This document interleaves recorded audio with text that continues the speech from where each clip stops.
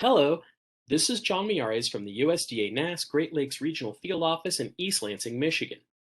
In this presentation, I am going to talk about how samples were drawn for the 2021 corn and soybean objective yield surveys, how that selection is going to affect your initial interview, and how you're going to complete the Form A's for these surveys. The procedures for identifying the sample fields have changed for 2021. As you may recall, in 2019 and in earlier years, fields were sampled from those marked on the June area survey as having had the target crop. There was no ambiguity. You could show the operator the photo, identify the field, and that was that. In 2020, there was no June area survey, so instead, we drew a sample of operators from the June crops APS survey who had reported growing either corn or soybeans. And in most cases, the field selected for the survey was the one closest to the operator's residence. For 2021, procedures have changed again. Although we did complete the June area survey in 2021, individual fields were not marked on the aerial photograph or recorded in Section D of that questionnaire. So for 2021, we only sampled the tract from the June area survey, where either corn or soybeans were recorded as being planted in Section D. It is important to note that the tract could have come from complete reports, where the June area survey was completed by the respondent, but there could be several tracts which were observed by the enumerator, and Section D was estimated during the visit to the segment. Now, the operator is going to receive two pre-survey letters about this survey. The first letter will let respondents know that they've been sampled for objective yield and to be on the lookout for a second letter coming in the next few days. The second letter is going to contain the maps showing the general location of field of interest. The first pre-survey letter will be mailed out around July 30th, and the second letter will be mailed out around August 9th. The second letter will contain a parcel map and a county map, just like what operators received for the June area survey. Now, as an enumerator, you will have both the aerial photo of the June area segment and a copy of the parcel map for that segment that was sent to the respondents.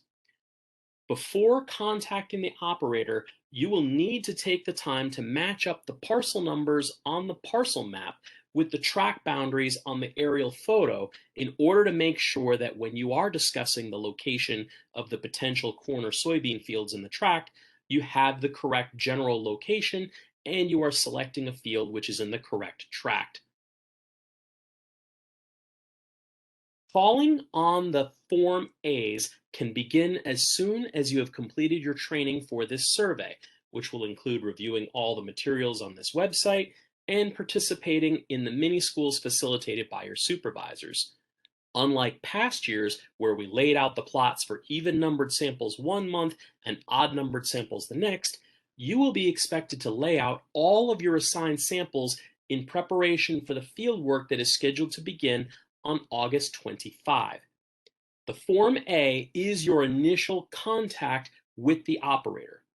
This form must be completed with the operator by phone, and the operator must give you permission to enter the fields before the sample can be laid out. When preparing to make your phone calls, keep in mind the dates that the pre-survey letters were mailed. If you call the operator before August 12, it's quite possible that the operator will not have received the parcel maps in the mail yet and may not be certain which fields you're interested in visiting. If the operator was cooperative with you during the June area survey, then he or she may remember you, and that will help keep things moving forward as they may remember the location of the segment without having a map in front of them.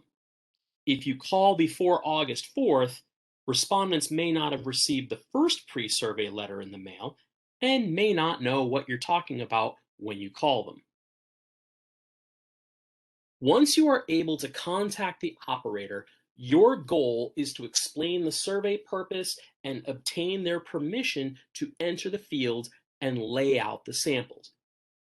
As part of the Form A, you will need to verify the acres of corn or soybeans intended for harvest or grain, then work with the operator to determine the corn or soybean field in that tract that meets the direction requirement. It will not be as critical to identify all the fields unless that is important to the operator to make sure all the acres are accounted for. Once you and the respondent have agreed on the field that will be used, be sure to get concise directions to that field and fill out the information about that field in the Table A on Form A. As far as the timing goes, try to complete as many Form A's as possible before August 25th. Field work can begin on August 25, and the time that you're spending in the field is time that you can't be making any phone calls. So the sooner you complete your phone calls, the less interruption it will be with trying to get your field work completed.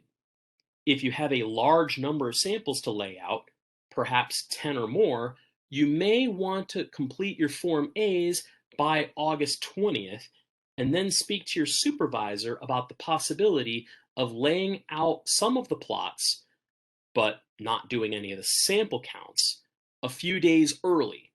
So you won't be spending 12-hour-long days in fields laying out samples and collecting field data between August 25th and September 1st.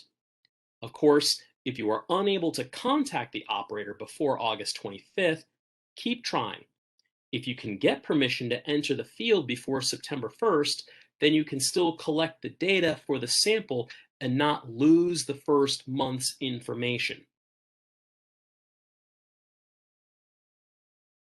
Although the Form A data will eventually be entered into CAPI, you will be provided a paper copy of the Form A to complete.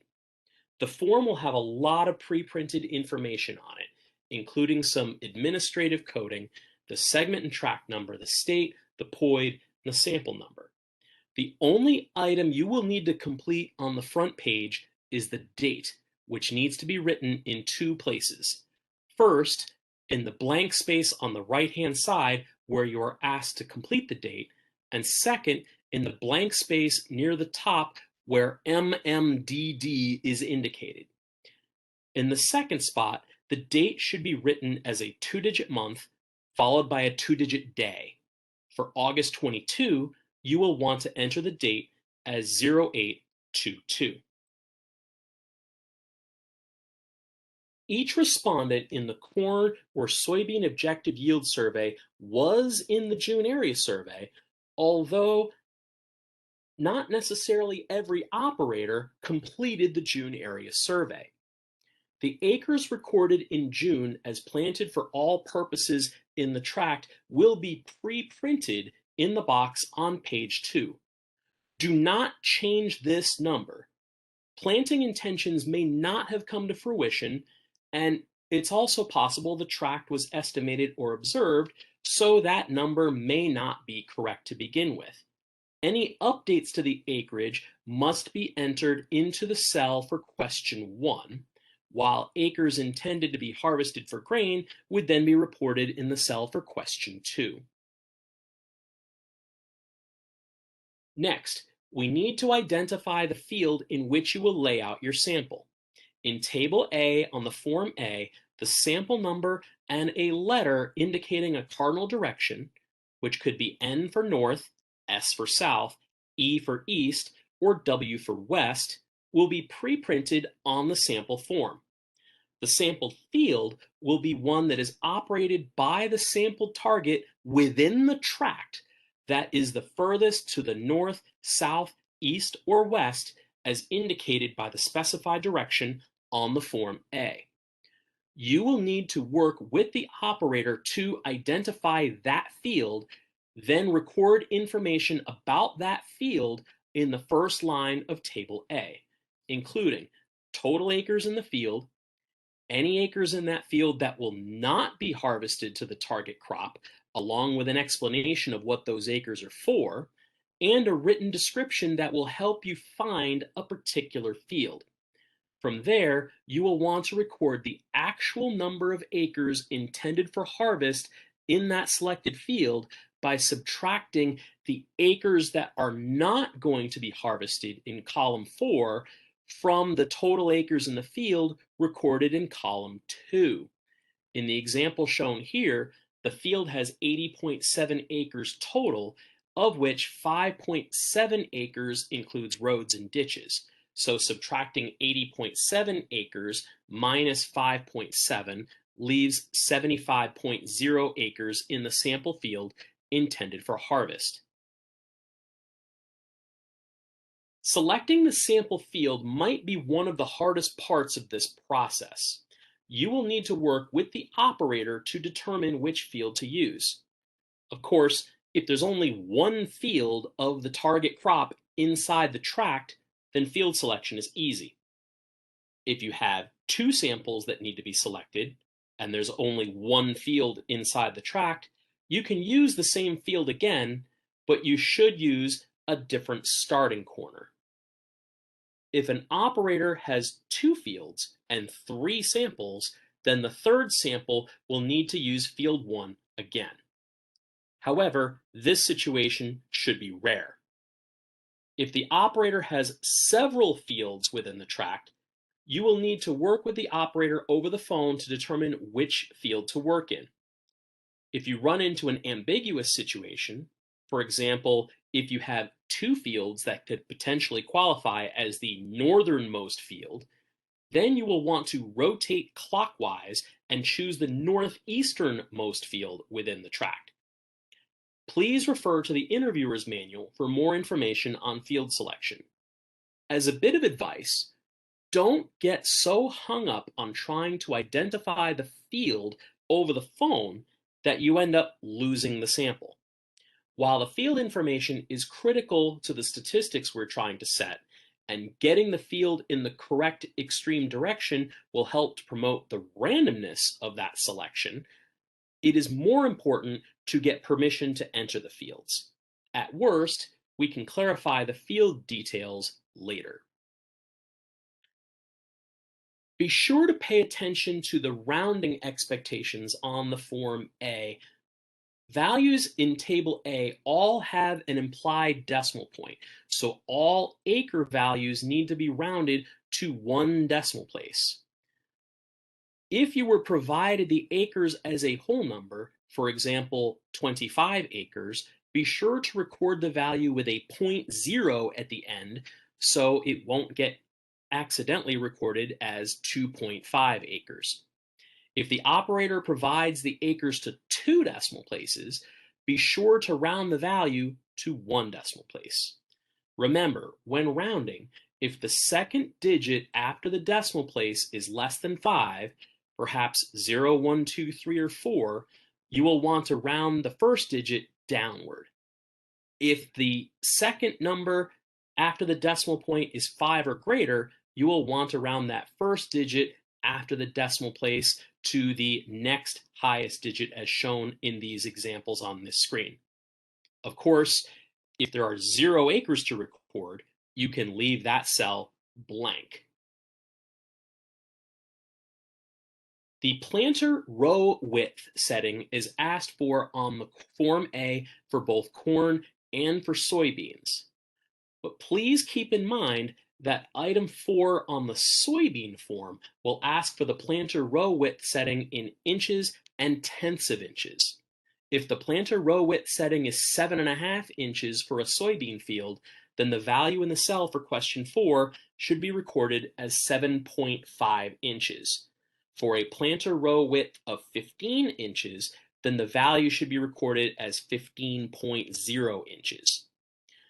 For corn, the planter row width setting question on the Form A does not have an implied decimal point, so you want to record the width as a whole number in inches.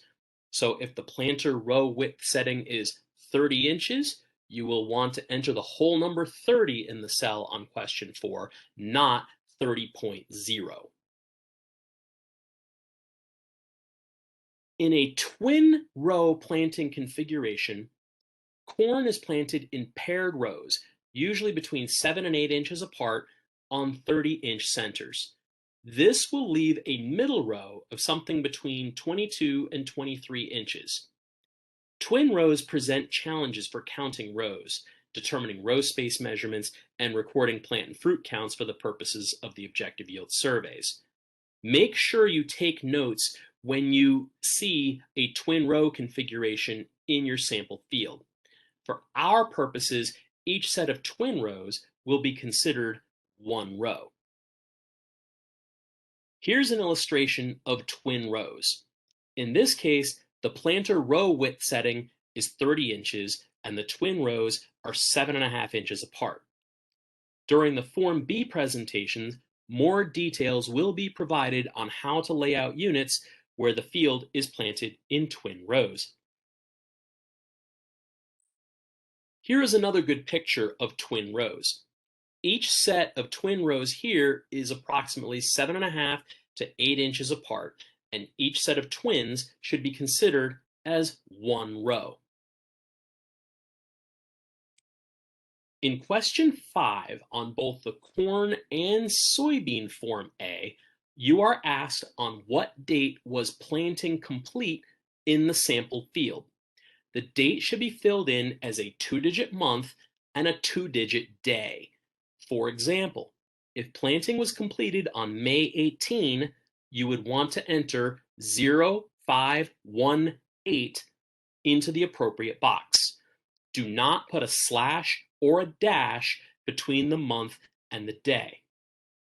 Even though the Form A data will be submitted in CAPI, it is still important to fill out the paper form correctly.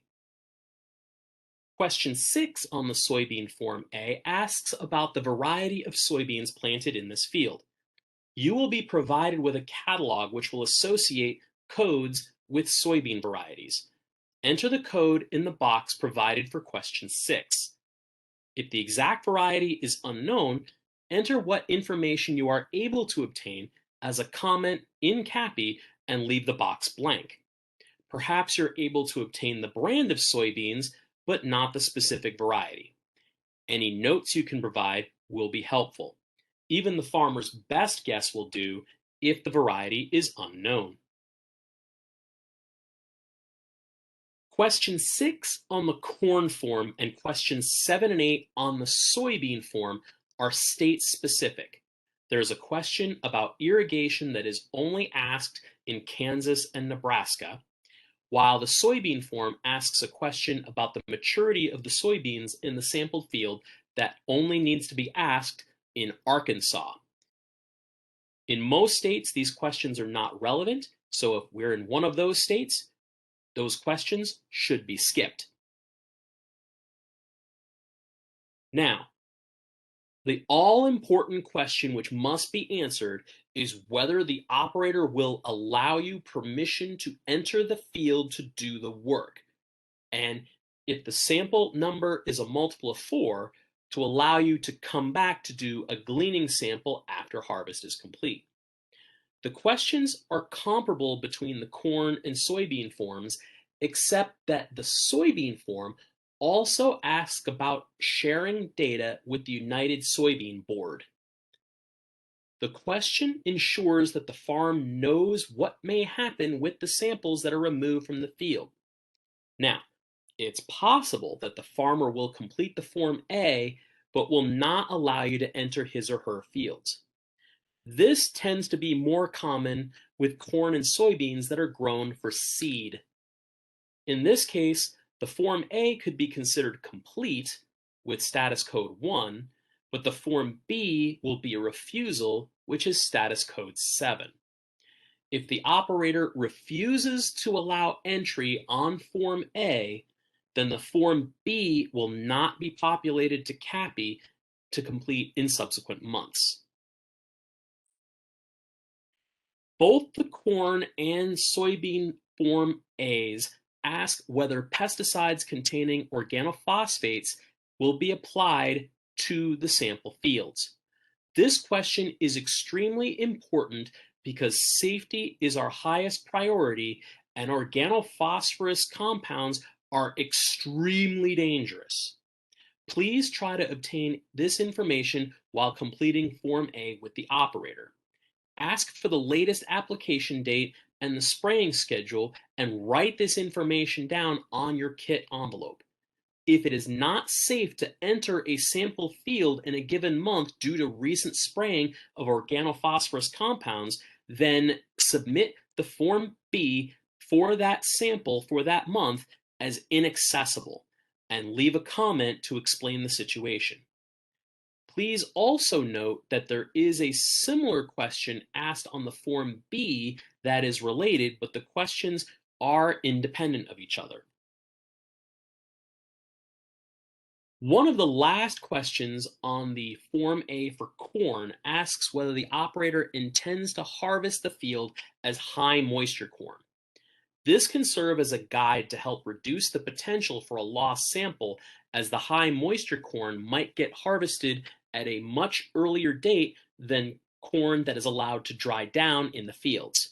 You can copy this information onto the kit envelope and refer back to it if needed.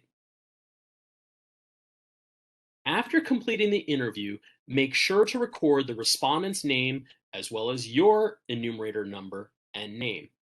Also, be sure to record the correct status code on the form. The status codes can be found in the interviewer's manual. Before entering the form into CAPI, be sure to check your work for correctness and review the form for completeness. In particular, remember that the planter row widths need to be recorded to the correct precision, and those precision values differ from form to form.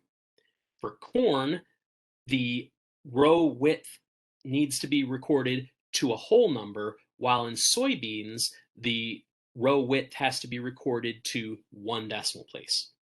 Pay attention to the state-specific questions on the corn and soybean forms that are only asked in Kansas, Nebraska, and Arkansas, and skip them if they do not need to be asked.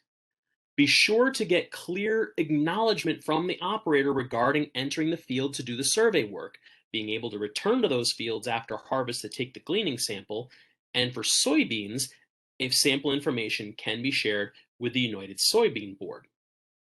Be sure to enter your dates recorded as 2-digit months and 2-digit days without slashes or dashes. For example, October 11 should be recorded as 1011. Once you've completed Form A on paper and have checked your work, please enter the data into CAPI on your iPad as soon as convenient. If you haven't worked with the CAPI instrument for objective yield before, please take the time to practice entering data forms into CAPI training before you start entering live data into CAPI production. Separate documentation will be provided about the CAPI instrument itself. Since the Form A's are completed on paper and then submitted in CAPI, you'll be able to keep the Form A with you throughout the survey period. This is nice because you will be able to return the form to the kit envelope for reference. However, please use the generic label on the kit envelope and the kit envelope itself to keep track of things like the number of end rows, the direction of the main rows, expected date for harvest, any pesticide application intentions, the location to leave any picked corn, whether the cornfield will be harvested as high moisture corn, and the operator's phone number in case recontacting is necessary. All Form A's must be accounted for by the 1st of September. Any Form A's that are completes, refusals, or lost samples must be submitted in CAPI by September 1st. If you have a sampled operator who is inaccessible up to September 1, do not submit the Form A on CAPI. Instead, alert your supervisor of the situation and continue to try to contact the respondent over the next month.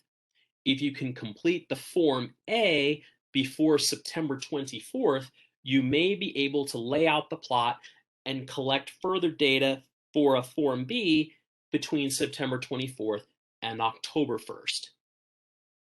Now, although you should not submit the Form A as inaccessible if you can't contact the operator by September 1, you will need to submit the Form B for that sample that should have been completed by September 1 as inaccessible. That's all I was hoping to present to you here today. Please review your interviewer manual for more information about the Form A's. Thanks for watching and good luck with the survey.